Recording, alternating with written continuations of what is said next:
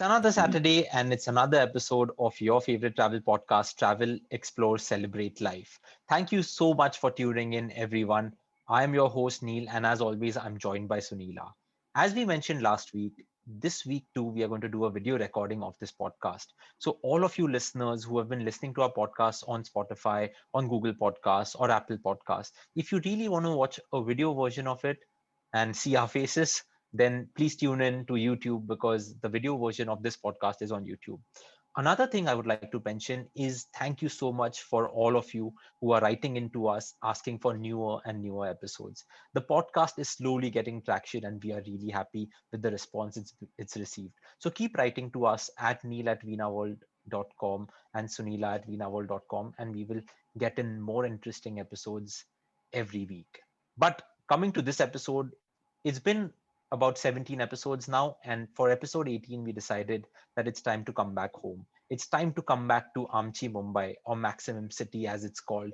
It has many names, but I think one of the things that defines Mumbai is the food. And with different communities scattered around different parts of Mumbai or Bombay as it was earlier called, there are just so many cuisines that have come into the city and have originated in the city. And there's just so much that you can really do. But one of the things that I would like to start by is by asking Sunila, how many restaurants do you think Mumbai has? That is a really difficult question. And hi, Neil, and hi, everyone. Um, how many restaurants in Mumbai? Wow.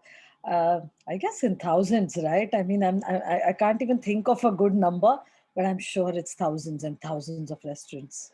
Yeah, I think, well, it's easy to say when it's thousands and thousands, but then Mumbai on record in 2019, according to a report that I was researching right Mhm. before our recording, it said that Mumbai has 87,000 restaurants. Now, Wow. 87,000 restaurants, that's crazy. And these are divided into different categories. There's quick service restaurants, there are these casual dining Mhm. restaurants, there are these new things that are coming up called cloud kitchens. Now, thinking about it and knowing that there's 87,000 restaurants, you would assume that, this is the city with the most restaurants in India, right? But that's not true. Delhi actually has Wow. 95,000 restaurants, and often it is called the food capital of India. Now, many people can comment on our video and podcast and go like, the fight between Delhi and Mumbai will start. But for Always. for for the purpose of this Always. episode, we are not going to concentrate on the 87,000 restaurants, but we are going to Mhm. concentrate on the 27,000 restaurants that are actually present, that are restaurants that you can go out to and dine at, or you can Mhm. stand by a roadside stall and have what Mumbai is famous for. Could be Frankie, could be rolls. So we'll concentrate on these 27,000. But now, Sunila, let me ask you this. How many restaurants do you think you have visited in Mumbai? Oh, wow, Neil. I really don't know. I mean, I never thought of counting or even thinking of. I mean, this question somehow never occurred to me that how many restaurants have I visited. But yes, the idea is to try every new restaurant when it comes. The idea is to also try different cuisines. But I think what I end up doing is going to the same restaurant again and again. So more than how many restaurants have I visited, I think it's how many number of times have I gone back to the same restaurant because I just love it, and that's what I keep doing. But I guess like maybe around 100 or so, I'm sure, is the number of places that I've been to in Mumbai to eat. I think you could be right because if it is someone like you, you end up eating at home quite a lot in spite of you being a foodie. You're a great cook too, so you keep cooking a lot. But it's hard to come at a number which says that how many restaurants you have been to. But you pointed out a very crucial fact or point that we Mhm. keep visiting the same restaurants again True. and again. And I think that was the boat that me and my friends found ourselves in a few years ago, that we Mhm. realized that Mumbai has so many restaurants, but you keep going to the same restaurants because you are comfortable. That's when we came up with this one rule, and that rule Mhm. was that if you're going as part of a group, you cannot go to any restaurant that anyone from the group has been to. Now, Wow. Okay. at the start you might think that, okay, dude, this is really difficult to do because at least one of us would have been to at least one restaurant in the locality or the locality that you plan to go into. But once we started using this rule and we were quite strict about it, we just started finding gem after gem. And sometimes you are just not ready to come out of your comfort zone. And I True. think Mumbai is one city which offers you so much that such a rule, I would really recommend all our listeners to try it out, because it has worked for me, and I think it will definitely work for anyone. But with with this, like, Sunila, where do you think we should start when it comes to food and Mumbai? Neil, there is just so much, so much, so much to do here. I mean, there are so many different types of cuisines, right? And some of them actually have originated in Mumbai itself. Like there are some food that we know are in Mumbai. They were made in Mumbai, or they were, born in Mumbai. And I think that would be a great place to start, because that's something that is quintessential Mumbai. Like something, even as a visitor, if you're coming from, say, the other states of India, you just can't miss that when you come here, right? So I have my list ready, but we would love to hear from you, because you're the better foodie here with better choices and recommendations. So let's start off with something that Mumbai is really known for, and then maybe we could take our listeners through a entire day, starting from breakfast and ending post dessert, that places that they could go to and not miss a single chance to eat out in Mumbai. What say? Well, I think I am good with that. So should we start with something that Mumbai is really recognized by, and that is uh, the Vada Pav. Yes, And why not? because many of my friends, there's like one of our business partners in Thailand, whenever his employees makes a trip from Bombay to Bangkok, he takes 30 Mhm. Vada Pavs with him, because they want Mhm. the Vada Pav in Bangkok, because you don't get it anywhere in the world. So tell us about the Vada Pav, Sunila. I know where to like get the best Vada Pav in Mumbai, maybe, but what do you think of the Vada Pav? Is it a favorite of yours? I like it too. Of course, it's a lot of calories out there in the vada pav, but I think if you really love it, you have to leave everything aside and just enjoy the vada pav in all its glory. And it's I think the easiest way to describe a vada pav for those who don't know it is like a veg burger. It's our own Indian. Proudly, I can say that it is something we made, and our own burger, and it's nothing but potatoes with a lot of nice spices in it, and it's dipped in chickpea flour, and then it is fried, and then you put it into a pav. So I think it started off with the typical potato sabji and chapati is what people used to eat, but traveling in trains in Mumbai makes it so difficult to carry food along with you. And I think just making a little nice little vada, or the round ball as you call it, and putting it into a piece of bread makes it so easy to carry it around as well, right? I mean, you'll see people all across Mumbai holding on to their vada pavs, walking with it on the streets, in everywhere, and carrying their food with them. And it's quite cheap as well, and so tasty. It's so tasty. What do you think makes a vada pav really special, Neil? And which is your favorite place?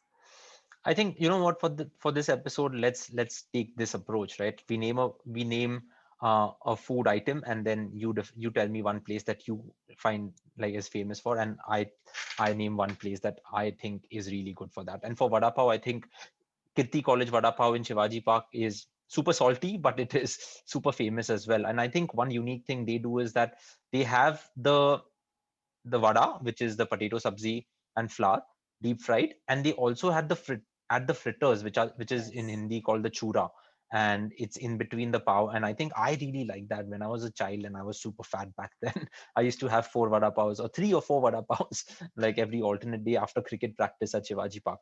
Any place that you comes to your mind when it comes to vada pav? It is also absolutely my most favorite, and I really like the chutney. I don't know what magic they do in that chutney, but it makes it so special. And like you said, the fritters. The other place that I would definitely recommend is Dadar Shri Krishna Vada Pav near Chabilda School. I think that is also one of the oldest, and it's still one of the best. So I can't wait for things to open to go back and try that Vada Pav again. Awesome. Now, moving from vada pav, let's move to another thing that is famous in Mumbai, and that is the pav bhaji. And well, pav bhaji, if you see videos on YouTube, there are so many places in Mumbai that just add so much butter to it, and it's more the butter bhaji than a pav bhaji. True. That is what I think it is. But one of the important or funny aspects of pav bhaji is that every restaurant, no one has two pavs. There's always the extra pav that is ordered with the pav bhaji. So for me, I think Sardar Pav Bhaji is super famous for it. But my personal favorite is a pav bhaji that you get at Classic in Matunga, which is just a super loaded butter pav bhaji. But I think that's one of my favorites. Does any place come to your mind for pav bhaji? Yes, I have. I have one more, and that is Bacha at Crawford Market. So, if you've ever gone, I think all of us at some stage in life have gone to Crawford Market and come back with so many things that you never need in life, but you cannot resist buying it because it is so cheap. And after walking around Crawford Market, it's impossible to not get tired or hungry. And right there, then you see Bacha, and it looks so welcome to go in there, and you have to have the pav bhaji there when you're there. So, and I'd just like to add that I like to add the Falooda too, because the Bacha Falooda is also one of the best. So, Pav Bhaji and Falooda is the best combination. But having said that, you're right. No one ever has just two pavs. You have to order the extra pav. And I also sometimes, like to have the masala pav as well, which is a little different version, but Yeah, again, the something on the classic same lines. masala pav is also pretty good, by the way. And my friend Rushabh, with whom I keep going there, like he'll be having like four or five, uh, like on a given day. So yes, you mentioned Faluda. Now, Sunila, for listeners who don't know about the Faluda, who are not Uh-huh. from Mumbai, what is a Faluda? Let's start with that. Oh, Falooda. It's a dreamy drink. I think one Falooda is like a dinner, completely. I mean, you can just skip your entire meal and have a Falooda. So it's a milk-based drink. You have milk and then you have different flavors. So you have rose, you have saffron, kesher, pista, and you have so many other ones. But I think the rose Falooda is probably the most classic. And then in that you have vermicelli, you have what we call sabja, which is very cooling for the body too. Is So sabja similar to chia seeds? No. kind of, yes, pretty similar to chia seeds. Yeah. It's the same family, or you can say the seeds of the tulsi plant. So that is sabja, and they basically soak the sabja in water, and it becomes glutinous. It expands, and then you put in the vermicelli, some jelly, and there you have and ice cream, of course. How could I forget? So on top of all of that, and the rose syrup goes the ice cream, and then you don't know, the funny part with the faluda is you don't know whether you're eating the drink or you're drinking the drink, right? Or you're trying to do both at the same time. So I've never managed to eat it in a civilized manner, or rather drink it in a civilized manner, and you have it spilling all over because you end up sharing the faluda. It's so huge. I don't know how to finish it, or you skip the meal and have only the faluda, and then you can do it.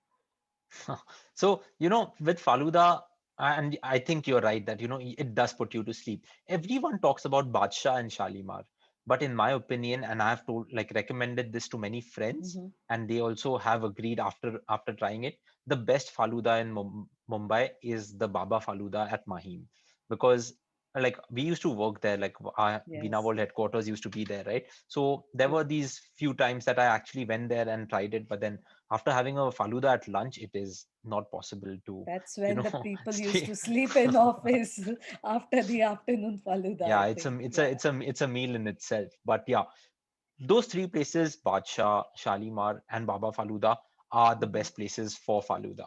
Another thing that is, very Mumbai is something that we call a sizzler. And, True.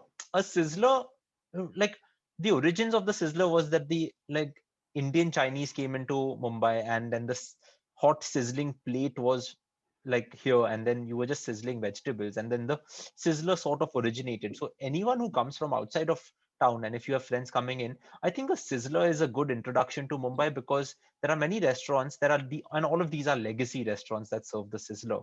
And of course, the sizzler from China, when it came in, it wasn't called the sizzler. It was just like a hot sizzling plate and vegetables and meat on a sizzling plate. But then suddenly the chicken shashlik, the paneer Mm. shashlik, the chicken in hot garlic sauce, and there were different ones that just randomly came in. And then the likes of Yoko and Kobe really became famous. But you've tried making sizzlers at home, right? How has that Yes. been? It's actually quite simple. So I thought it would be really difficult, but it isn't. It helps if you have the sizzling plates and you can heat them in advance. I didn't have any such fancy gear, so I just made it right on the griddle. But it's really quite simple, and I guess, of course, it's much more healthier at home, right? But maybe not as tasty.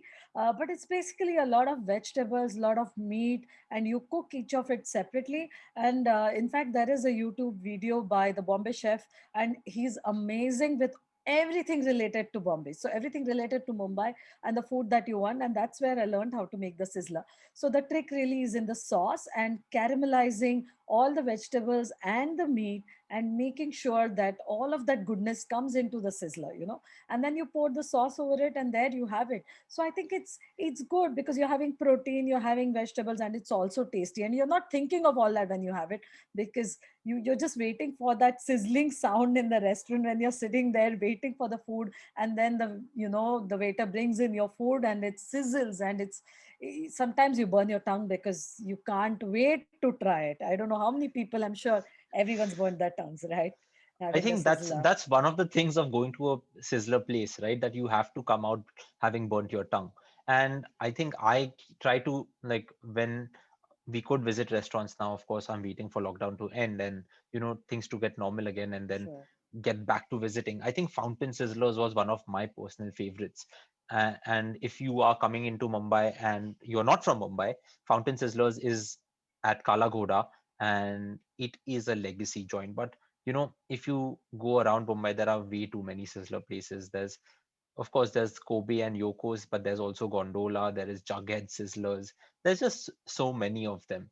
Now, I think Sizzlers are my personal favorite, but it is like the whole experiences in going to a sizzler place is that the food coming out from the kitchen sizzling, and then like you burning your Yes. tongue, all of that is just part of the experience. From Sizzlers, where do we move on to? Anything that comes to mind? Yes, Neil, one of my favorites and absolute favorites, especially when I'm in a hurry and I don't have time to go and sit down, is going to Shivaji Park, going to the Tips Frankie stall, and at least coming back with two Frankies, at least two, because it's just so delicious, and I think it comes from Lebanese food, right? And the whole idea of stuffing a pita bread. So we have Mr. Amarjit Singh Tib, who went in there, was so fascinated by the whole idea that I'm so thankful to him for bringing this back to Mumbai and creating our own Frankie. And then I'm a little partial to the non-vegetarian, of course, so I like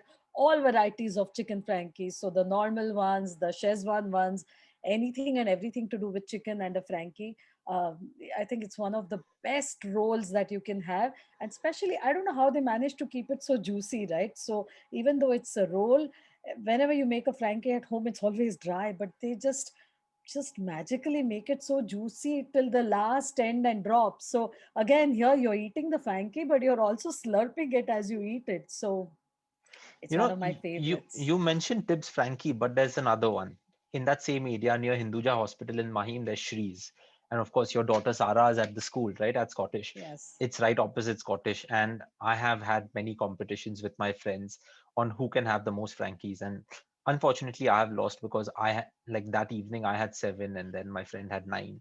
So Wow. like nine Frankies. Imagine how good that is. But yeah, I am also biased towards the chicken Frankie, but wow, Tibbs was the one who came up with double egg, double chicken Yes. Frankie, double egg, double chicken Szechuan Frankie, and a whole lot more. So that is like Frankie has been something that is quite iconic to Mumbai because they had one at Breach Candy. The first Tibbs I think was the one at Breach Candy, and then it Mhm. opened in Shivaji Park. And after Shivaji Park, after all of the walkers would get in a proper exercise, burning all those calories. They would go to Tibbs and load all those calories back on.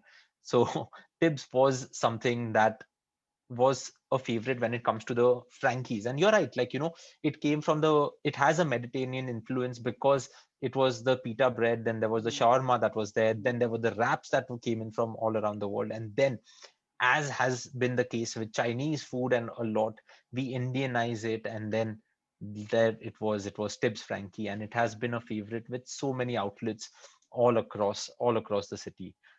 Wow, we've spoken about a fair few things, and I think let's bring a sweet in, Mhm. and let's bring some desserts in. We Before we move on to other things that we have on our list, I think Sure. Sunila, one of the things that everyone sees all across Mumbai is, well, in Japan they call it the ice kachang, or in Malaysia they call it the ice kachang, Mm. but in India we call it ice on a stick, and that is a gola. Gola. Now Yes. everyone likes gola, Yes. but there is a slight variation to a gola also, and that is the Malai gola. Mhm. Now, have you had Malai gola? I'm not a big fan of the Malai Gola. Maybe I haven't had it at the right places. For me, my memories of Gola are school time memories where you once after school you're walking back home and then you have to have go to the Gola wala on the way and have the. I really miss those. The Coca-Cola Golas. And they used to have these really long plastic tubes, and you could just buy those tubes and just keep sucking at them on the way back home. It was so much fun. So I don't know what it's called now. I don't even see them anymore. But yeah, it was flavored like Coca Cola. It was. I don't think it had anything to do. Kala khatta, in fact, kala khatta is the flavor that I'm going for. It reminds me Did you somehow just of did you just Coca call Cola. Kala Khatta I know. Coca-Cola I think Gola? I did Oh my God. because it's been ages since I've been to school, and I was trying to recollect the name. What was it? And I think yeah, but they look similar, Guys, right? everyone listening So in, this is what happens when you travel to 90 countries and you forget your roots. You forget what Kala Khatta is and you start calling it Coca-Cola Uh, Gola. to be true, I mean, come on, they are the same color and they are both sweet, right? So yes, kala khatta is what I was going for. So the kala khatta gola was my favorite, but I haven't had malai gola, Neil, not so much. But I think you used to have quite a bit of it when you were much younger, didn't you? Yeah, I used to have Gola quite a lot, but Malai Gola, there aren't many places that serve Malai Gola. There's one that I know of that is at Borivali station. Now, all of the townies who say that, to get to Bandra, we need a visa, they are probably going to make a face when I say it's close, like it's in Borivali. But Borivali has one of the best Gola walas. I don't remember the name, but my cousins once took me there, and wow, I was mind blown. So it is basically Gola. It has all of those flavors that whatever you want. Kala khatta, there is the green khas flavor, there is the orange flavor, there is the rose flavor, and on top of that there is like the milk malai that you get, right? It's loaded, it's super sweet, but it's something that you should try out. And closer to closer to town or where we live, it is at Shivaji Park also. So at Shivaji Park, there is a Malai Gola person. But the thing with these Gola people, they are just like it's on a cart, right? So there's no name Yeah. that you have it. You just have to go to that particular place and have it. So that was something that I would really recommend when it comes to the Gola.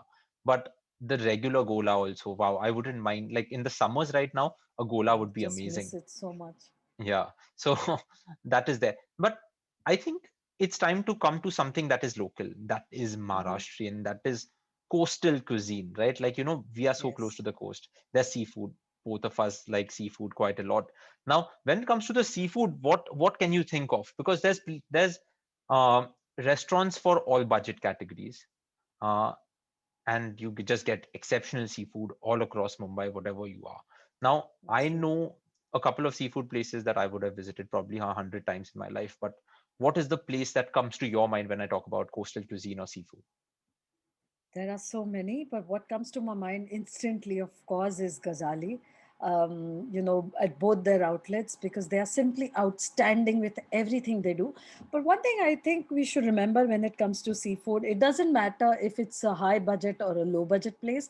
Just make sure that there are a lot of people going there because that just means that the food and the fish is always going to be fresh. Because as long as the fish is fresh, you're getting your money's worth. So I'm really partial, especially also to this particular fish that you see a lot around the coast of Mumbai, and that is the bombil. So the bombil fry, and I think Ghazali aces it. I mean, they are just perfect, perfectly crispy, perfectly soft, and that amazing chutney, the green chutney that they have, which goes with it. I mean, I remember we went on a family dinner, and I think we ended up eating some 30 bombils there. I'm not joking. And then we said, do we really need the rest of the food? We don't, but we still ended up having the crabs, of course, because again, they are really famous and they're really popular. Dish is the tandoor crabs. So then you don't need anything else. But bombil fry for me is, I think, something that characterizes Mumbai. I mean, it's something you have to have wherever you go, and in Yeah, Gazali, Bombay fry, or as it is popularly called, Bombay duck, right? Bombay It's duck. not a duck, Yes, but it's the but fish Bombay duck. And yeah, Ghazali is one of the places that I've been to probably 100 times. Another place that I've been to, not 100 times maybe, but so before we get to that, I think Ghazali is also one convenient thing is that if you have your friends coming in, there's a Mhm. Ghazali close to the airport. So if you land in the True. afternoon, if you land at night, you can go there, have a nice meal, and then go back. And whoever has come to Bombay, I've all or Mumbai, I've always taken them to Ghazali, and I think And they also love to it. carry food back, right? When you're Oh yeah, going to places where you don't get tandoor crabs, pack some crabs and take them with you. Yeah. yeah. Back then, when I used to really like it, I used to have the crabs shipped to Australia. Now, Wow. Australian quarantine rules are pretty strict, right? But Yeah. did that one way or the other. Not that I recommend anyone to take crab into Australia because now they are super strict. But along with Ghazali, there's Mm. also Trishna. And Yes, of Trishna course. and the butter garlic crab. It has been written about in so many magazines, so many websites will have Trishna first. One of the good things about Trishna is that it's bang in the middle of South Mumbai. Kala Ghoda, if you're visiting the Gateway of India, it's there. If you are someone who's come into Mumbai right now and like you are staying at the Taj President or the Grand Gateway, like where the Taj Mahal Hotel is located, then there is Trishna, and Trishna offers some incredible fish, incredible crab, and it's amazing.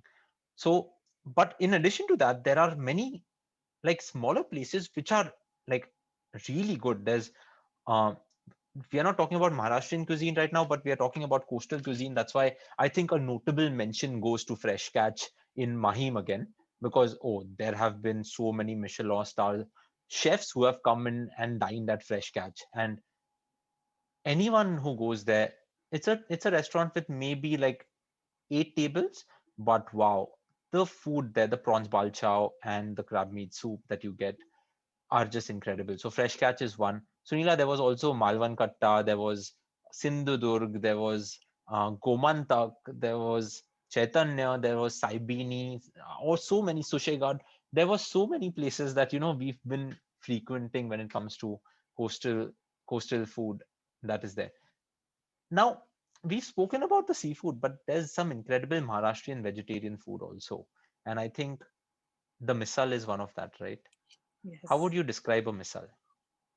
A misal, like the name itself says, Neil, is a mixture. So misal means to mix, and I'm sure it was again must be some enterprising, mother who wants to make sure that the children are eating their sprouts and has used sprouts to make the basic gravy, and then you have this like this watery gravy that runs with it, and you add a little bit of a Bombay mix that they call it, the Bombay spice mix. So that's like fried chickpea, farsan, and you add on that on top of it, add a dash of onions and some coriander, lemon into it, and it's so yummy. I really prefer the one with the yogurt, so which is known as dahi misar, and I really love that. I think that slight bit of yogurt adds to the whole tanginess, and even as I'm speaking, my mouth's watering because mentally also I feel happy. I feel happy when I'm eating something healthy and tasty, so it's like a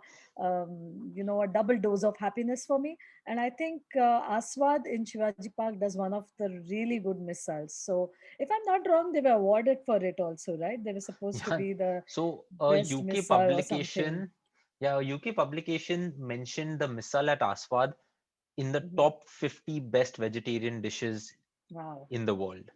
And the moment that happened, wow, Mhm. I never went to Aswad again because everyone came in and you just couldn't get a table there. Like it's just but one of the good things that happened about because of that publication is that today if you order a vada pav from Aswad or a misal, it comes in this beautiful packaging that you're like, whoa, when you're opening it, Yeah. it feels like you're opening like something probably created by Apple or something. So, like, imagine that way. So, Yeah. the packaging has improved incredibly. But yeah, Yes. the misal pav at Aswad is something that everyone goes for. Now, Sunila, the oil that is used in the misal, Mhm. is it used oil? Do you know anything about it? Because I've been told And certain things about it.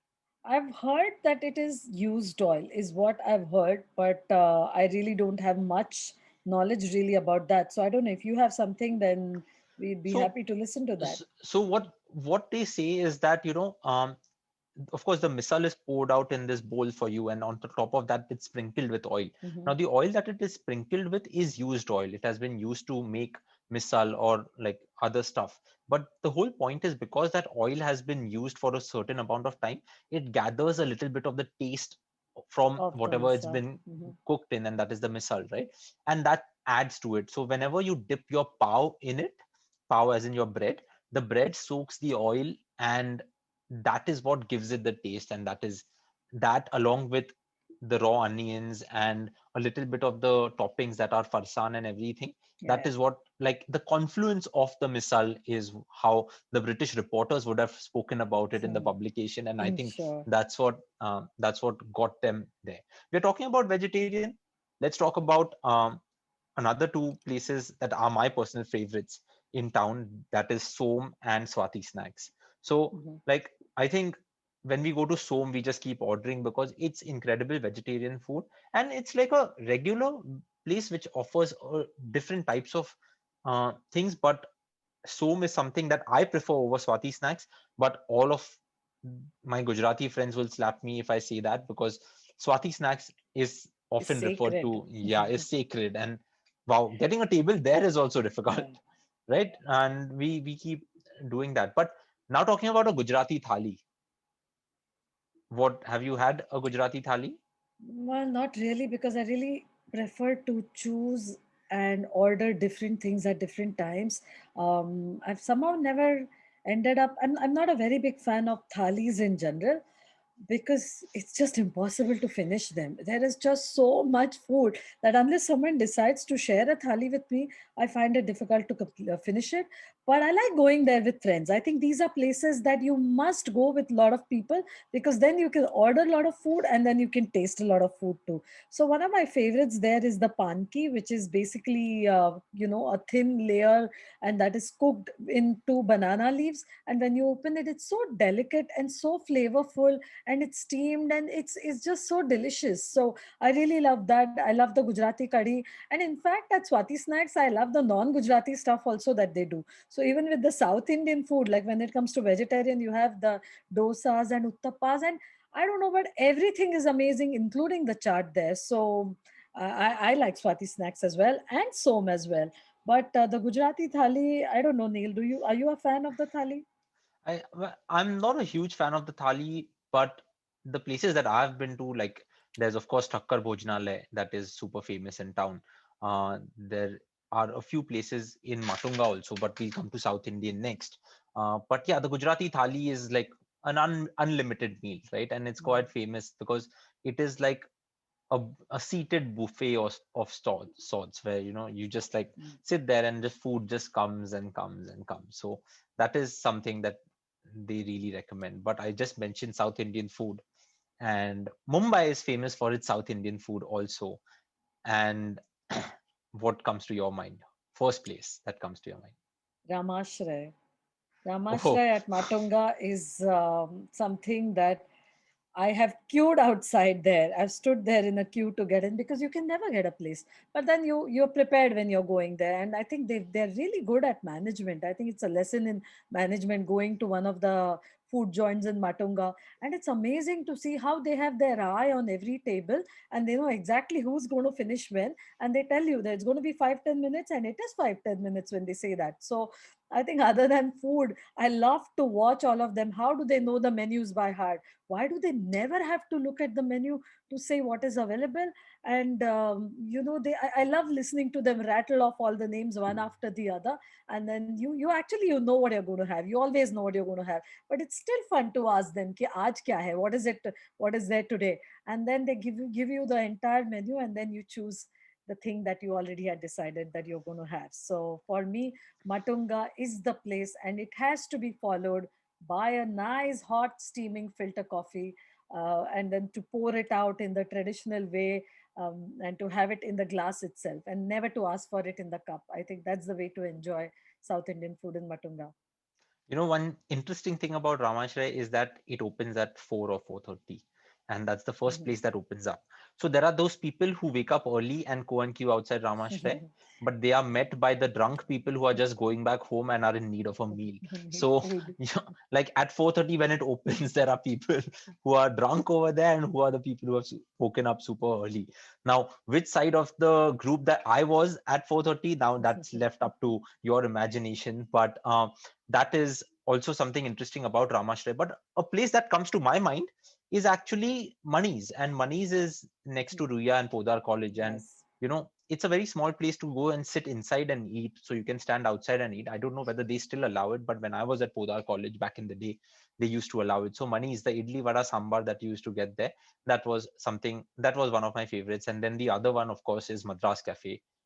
On Saturday and Yes, Sunday, of it's course. quite impossible to get a table there, but going there and having the onion rava masala dosa is something I really like, because I always go there. I'll order the onion rava masala and I'll tell him extra spicy, because otherwise, if food is not spicy, I find it difficult to digest, because I feel like, when you're eating food, it also should be an effort, right?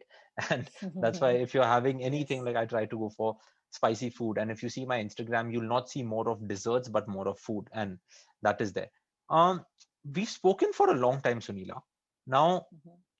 I think a whole lot is left. There's Asian left, there's Japanese left, there is Yes. all of these things left. But my suggestion would be keeping this for the next time. Let's come to the modern Indian food that has come into town now. And Sure. one of the famous things that has come in has been something called the eggs Kejriwal. And one of the places that is famous for it is Bombay Canteen. Uh, I think Bombay Canteen was awarded the best restaurant in India a year ago or a Yeah. couple of years ago, above Indian Accent of Delhi. I have eaten at both of those places. I would say that, maybe I agree or disagree with Condé Nast to award Bombay Canteen the best or Indian Accent the other, but both were exceptional meals. I've been to Bombay Canteen multiple times. I've been to different pop-ups that they Mm. have, and all of them have been exceptional. But if you go there, you have to order the eggs Kejriwal. But Sunila, let's finish, I think, with a dessert. Or before dessert, do you want to add But any Neil, I other want to two or three ask things? you, Yeah. Indian accent and Bombay canteen, they're quite different in the ambience and the mood, right? And how Yeah. would you place that? So, I think Indian accent is like in Delhi is super fine dine. So everyone who's there is like, I just felt like, I have to be at my best behavior when I was mm, eating there. But Bombay Canteen, super fun, where, like, if you're there on a Friday or a Saturday, after 10:30, it just gets like people are walking around. It's much easier, it's much more lively. So if you were to ask me to pick between both of them in terms of the vibe that they have, I'll go for Bombay Canteen. In terms of the food, I would still go for an Indian accent, because that mean I'm not the I'm not a huge fan of Indian food. I'm more towards the Southeast Asian food in general. mm. But the food that I had at the Indian accent, and I've eaten there only once, and I had the tasting menu. Wow, that was incredible. But again, you fall asleep after that meal. It's massive. It's I massive. have been there and I have had that. And before we come to the end, I wanted to ask you one question actually. So we've been speaking a lot about street food. We haven't even touched those 27,000 restaurants, which are the proper organized restaurants. Well, we've touched a few of them. But if you had to choose one restaurant in Mumbai, say for a special occasion, a birthday, or if you were celebrating something special, or you were out for a date, or just something special where probably the food mattered, of course, because you had to have good taste, but you also probably wanted a really good ambience, or you wanted a nice view, you wanted a beautiful view of the city, then which place would you go to? I have one favorite in mind. Well, there are lots, but at least one. But where would you go? You've packed five questions in one question, right? You asked me if I Yes. was going on a date, where would I go? If I was going on a like a birthday, where would I go? If I was going like with a nice view, where would I go?